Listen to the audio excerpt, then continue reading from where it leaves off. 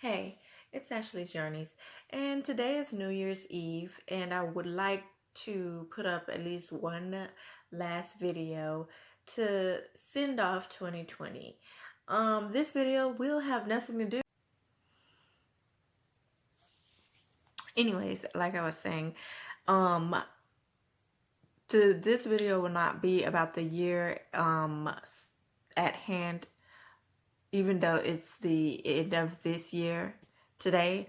It will be about why I don't want to visit South America. So I've gotten 3 warnings why I shouldn't visit South America. And heads up, before anyone say, oh wait, you should give it a chance, all this stuff. My dad is South American, so you don't have to advertise it to me or make me feel more at home about going there. Thank you. Anyways, so I don't want to go because the first warning I got is that made me feel very unsettled about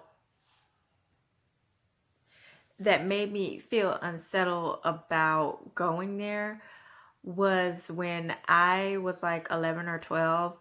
I went to a science museum, and I think it was a space science museum, and they had a little event for people, for all the middle schoolers and stuff that were visiting. And the event had like archaeologists and stuff and cultural explorers and researchers there.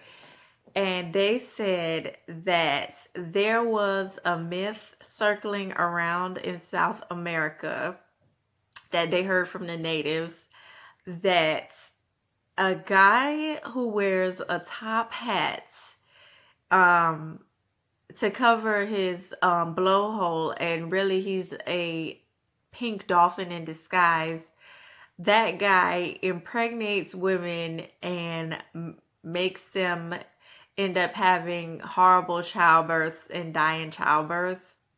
So I was like, that's like, the funny part is before he even said it, I was like, because he said archaeologists, and I used to watch the, what was the show called again? It was called Eliza Thornberry Show, yeah. The Wild Thornberries. I thought, oh my gosh, archaeologists is gonna be cool. And instead of getting like this nice, wondersome adventure story, I get this scary story. I was like, well, I don't want to go. I don't want to do that. And then my second warning, it was a few years back, I had a dream that I'd get kidnapped by one of the jungle guys there in South America. The guys that live in the jungle. Okay, I don't care. And a lot of people are gonna think I'm being dramatic, but yes, I had a dream. I got kidnapped, and then the guy told me that if I ever came there for real, like he was talking to me for real through my dream, like I knew I was dreaming, so it's like lucid dreaming. But he warned me through my dream that if ever I went there for real, I wouldn't be able to go to any other country ever again, because he was gonna kidnap me and make me stay there with him. Like, and I was like, see, the thing here is with the different tribes and stuff, I just don't know if maybe there was a pact or whatever with who my dad's from or whatever, and like his tribe or whatever, and whoever's out there, like in their tribe. I don't know. I don't really know the dynamics of whose families, what did any deals occur. I don't know. And I just don't want to find out. I feel like I'll leave it up to my little sister to find out. I'm not going there. I'm gonna find out. No. So yeah, And that dream, it felt so real. I thought that I would not ever wake up from it too. I thought, oh, well, I guess I'm dead in the real world. And in this dream, this is where I am, stuck here with this guy that I don't know, that's saying that he'll kidnap me if ever I went to a South American jungle. So, I don't know. And the funny part, it was so random because I did not have that day. I didn't have any previous experiences with any of that for me to even think that. No one discussed anything about kidnappings and all this stuff. And then I just had a dream. So they say that usually you pick up, they say in science that you usually pick up subconsciously what goes on around you, and then that manifests itself into your dreams. But that one was not a manifestation, and it wasn't one of those dreams that you could decode either by just googling it. It wasn't very symbolic either. I think it was very blunt, very forward, very direct with its message, and I heard it loud and clear. So that was the second one. Then the third one, and I know no one will believe me on this one, but the third one, I went last year because I used to go physically pay my phone bill. So I went last year to pay my phone bill, and I went to a new phone shop that had recently opened where I used to stay, around where I used to stay. And the lady there that was manning the phone shop, she was like, oh, it's my franchise. And I like to travel a lot. I live in an RV and I just drive around it's like I just drive my house around and stuff. And living in the Everglades is cool. Many people think that it's a scary thing to do with all the alligators and everything around, but it's actually really not that bad. I was like, everybody's heaven is different, okay?